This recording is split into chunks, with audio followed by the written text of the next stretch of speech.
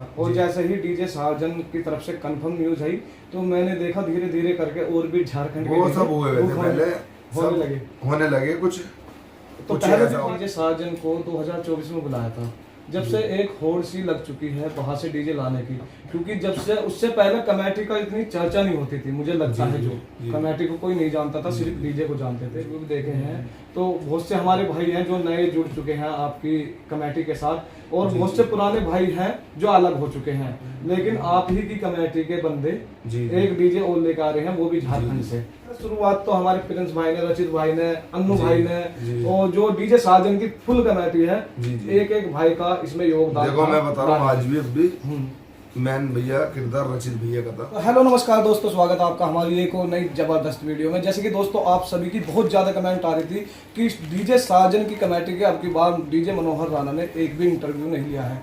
लेकिन दोस्तों दरअसल बात यह है कि घर में कुछ दिक्कत थी, इसी वजह से मैं इंटरव्यू नहीं ले पाया हूँ। लेकिन अब की बार हमारे साथ जुड़ चुके हैं डीजे कमेटी के, डीजे साजन की कमेटी के मेन मेंबर हमारे प्रिंस भाई और उनकी पूरी टीम।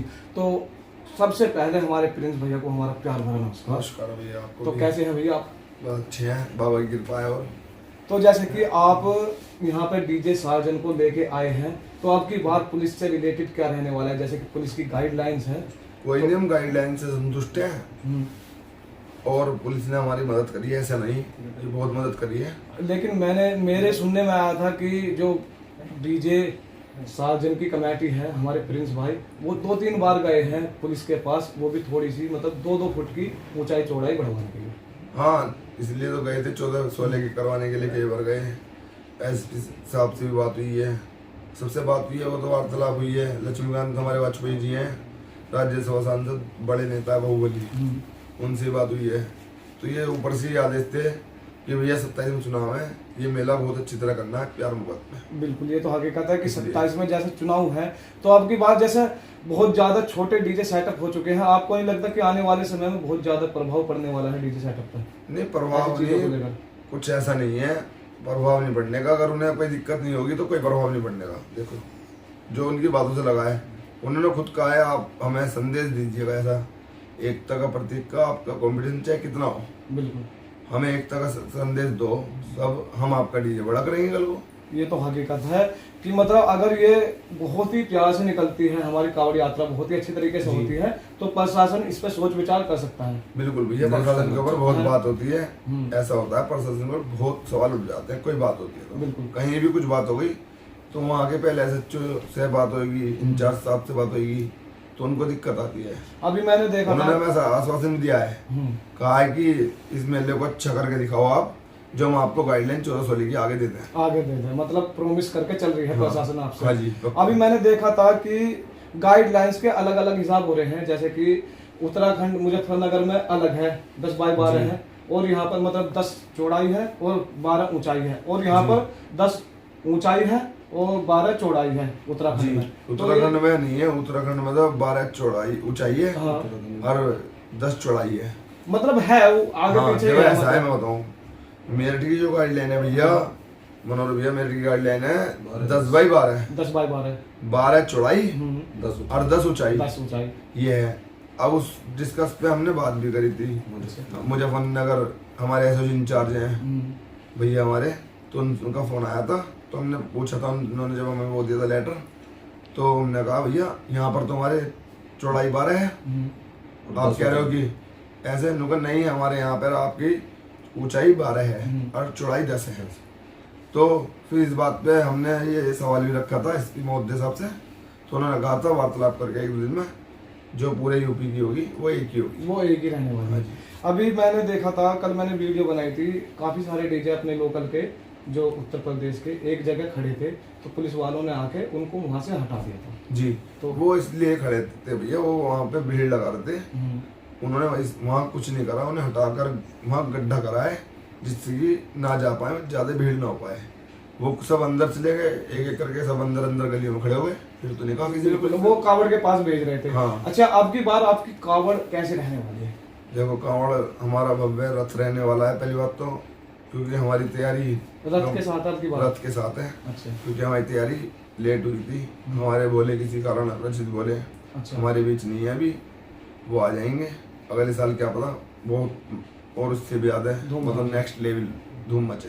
अच्छी, तो ये तो बहुत अच्छी बात है। है। हमारे लेट हो गए थे तो जितने जैसे कि मैं देख पा रहा हूँ, मैंने काफ़ी सारे आपके इंटरव्यू भी देखे हैं, तो बहुत से हमारे भाई हैं जो नए जुड़ चुके हैं आपकी कमेटी के साथ, और बहुत से पुराने भाई हैं जो अलग हो चुके हैं, लेकिन आप ही की कमेटी के बंदे एक डीजे और लेकर आ रहे हैं, वो भी झारखंड से। ये हमें किसी से कॉम्पिटिशन नहीं है। देखो भैया, मतलब ये है अपना आप पब्लिक चुनेगी, बताएगी, भीड़ जिस पे होगी वो अपना विनर होगा।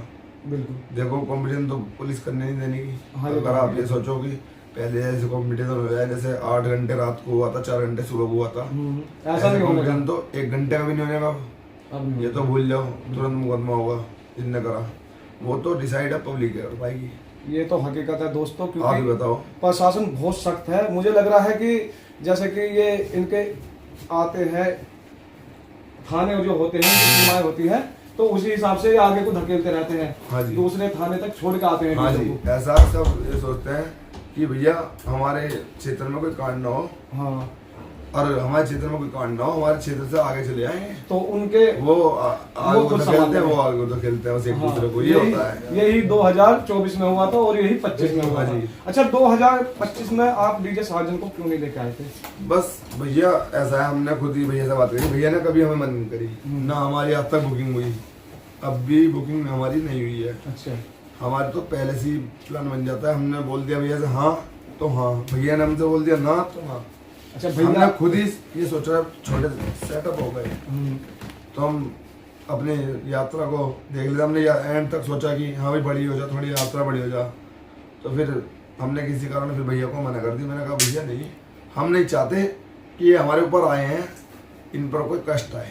अच्छा, मैंने भैया से बात करी थी 1-1.5 महीने पहले, तो भैया कह रहे थे कि पुलिस गाइडलाइंस के हिसाब से हम चलेंगे, जब तक एक भी डीजे बुक नहीं था। और जैसे ही डीजे साजन की तरफ से कंफर्म न्यूज आई, तो मैंने देखा धीरे धीरे करके और भी झारखंड वो सब हुए थे पहले, होने लगे कुछ। तो पहले भी बात चल रही थी पार्टी का, ऐसा हुआ हमारा पार्टी का कोई विवाद नहीं है। पार्टी का यह होता है कि कोई कुछ चाहता है, कोई कुछ चाहता है, तो इसलिए संबंध नहीं बन पाते। कहाँ लाएंगे फिर वहीं में रहेंगे हम। तुमको नहीं लगता कि अब की बार कंपटीशन चाहे प्रशासन कराओ या ना कराओ, लेकिन कमेटी के बीच में रहने वाला है? क्योंकि जो पावर म्यूजिक के मेंबर थे वो तुम्हारी पार्टी में मिल गए हैं, जो तुम्हारी पार्टी के मेंबर थे उन्होंने नया डीजे ले लिया है। हमने तो सबका स्वागत है, चाहे कोई भाई पैसे ना दे, चाहे 1 रुपया दे ना दे। हमने ये नहीं कि ये बोला हो किसी को नहीं आओ, जो भी आया हमने तो कहा भी आ जाओ, आपका स्वागत है। हमारा ना किसी पार्टी से कंट्रोवर्सी है, मैं बताऊँ आपको, ना हमारी किसी डीजे वाले से कंट्रोवर्सी है। पहली बात तो हमारे आप देख लो इतिहास उठाकर, कोई भी एक भी कंट्रोवर्सी ना डीजे वाले से होगी ना हमारी पार्टी से होगी। ये तो हकीकत है। अच्छा, जैसे चाहे कोई भी कोई पंकज डीजे ला रहा हो, चाहे कोई से भी डीजे ला रहा हो बाहर का, ये यहाँ का हो, सगुन हो, किटोर, वो भी हमारे भाई हैं, ईशान भाई, विराट राउंड ला रहे हैं, वो भी अपने भाई हैं। मैं तो ये पहले से कहता हुआ आ रहा हूँ, चाहे इनके अंदर कितनी भी मतलब खटास हो जाए, लेकिन ये सारी मेरठ की कमेटी एक है और एक ही रहेगी आने वाले टाइम तक। क्योंकि ये जो बस क्या होता है भैया, मनोहर भैया, थोड़ा सा समझने का हेरफेर होता है। क्या होता है कि हम यहाँ बैठे हैं 10-20 जने, तो वो सोचता है कि 5 जने में अलग लेकर चलूँ, हम 5 जने अलग चले, 5 जने अलग चले, कि मैं हेड नहीं बन रहा, ये मेरी सुन रहे। ये होता है थोड़ा सा, अन्य वैसे कोई बात नहीं है, किसी के बीच में बात कोई नहीं है। अच्छा, जब से आपने डीजे साजन को 2024 में बुलाया था, जब से एक होड़ सी लग चुकी है बाहर से डीजे लाने की, क्योंकि जब से उससे पहले कमेटी का इतनी चर्चा नहीं होती थी, मुझे लगता है जो कमेटी को कोई नहीं जानता था, सिर्फ डीजे को जानते थे। लेकिन अब होड़ लग चुकी है कि हमको बाहर से डीजे लेके आना है और अपना नाम करना है, हमारी थोड़ी पहचान बनी है। इस बारे में क्या कहना चाहोगे? देखो, ये तो भोले बाबा की कृपा होती है। बिल्कुल, पहले तो भोले बाबा की कृपा है। मैंने ऐसे साउंड देखे हैं मेले में, मैं भी मेला कर रहा हूँ 20 साल से, कि नया सामान लगाया उल्टी बेस मार रहा है। आपको ही पता है, देखो कि नया सामान लगा है, नंबर 1 जो इंजीनियर है उनने सेटिंग करी है, उल्टी बेस मार रहा है। ये भोले बाबा की कृपा है। देखो, अगर श्रद्धा से लाओगे, भाव से लाओगे, हमें किसी से कोई लड़ाई नहीं थी। 24 में भी हमारा कोई बात नहीं थी। नहीं, वो तो छोड़ो, वो 24 की बात वो नहीं कहना, मतलब फेम को पूछ रहा हूँ मैं। जैसे कि बाहर से डीजे आते हैं तो पार्टी का नाम होता है, पहचान बनती है एक अलग। ऐसा तो इस है। बारे में कुछ कहना चाहोगे देखो कि जी, सब अपने अपने क्योंकि ये सबसे पहले शुरुआत तो हमारे प्रिंस भाई ने, रचित भाई ने, अन्नू जी, भाई ने, जी। और जो डीजे साजन की फुल कमेटी है, जी, जी। एक एक भाई का इसमें योगदान देखो था। मैं बता रहा हूँ, आज भी हम्म, मैन भैया किरदार रचित भैया का था, हमारे बड़े भाई में रहेंगे हमेशा, बिल्कुल। है ना। तो उनसे अलग नहीं मानते, शायद इसी वजह से आपकी पार्टी अलग हुई है कमेटी। नहीं, हम मानते हैं, हम बस थोड़ा सा विवाद तो फिर हमारे में आपस में नहीं बन पाई कोई बात है, उनमें आपस में हमारे बंदों में हम मने करने लगे, तो हमने कहा हम लाएंगे, फिर कोई बात नहीं। चलो कोई नहीं, आने वाले टाइम के लिए हमारी जो ऐसी कोई बात नहीं, मिलेंगे तो हेल होएगी सबसे। आने वाले टाइम के लिए जो हमारी कमेटी है, मेरठ की सारी कमेटी, मेरठ की छोड़ो, आसपास के क्षेत्र के जितने भी कमेटी है, उनके लिए 2-4 मैं तो बस भैया यही कहना चाहता हूँ, आप एकता का संदेश दो, सब ऐसा दिखा दो कि सबको योगी जी को तक पहुंच जाए, ऐसा कि हाँ कंपटीशन भी होगा, सब कुछ होगा, बड़े डीजे भी आएंगे। पहले कोई हाई टेंशन लाइन नहीं थी, आपको पता होगा, एक सिर्फ भैंसी वाला रोड था जहाँ को जाते थे। राजा राम जी साउंड बांधते थे, राजा राम। हाँ 22 फुट पे साउंड आता था, बिल्कुल बेटा आपको पता है ना, कितनी मोहब्बत से आते थे साउंड। बहुत।